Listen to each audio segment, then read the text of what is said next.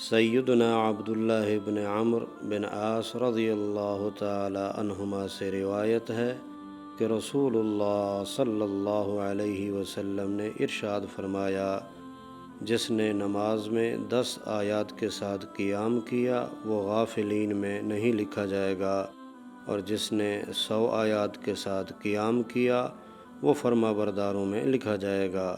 اور جس نے 1000 آیات کی تلاوت کی وہ بہت زیادہ ثواب حاصل کرنے والوں میں لکھا جائے گا۔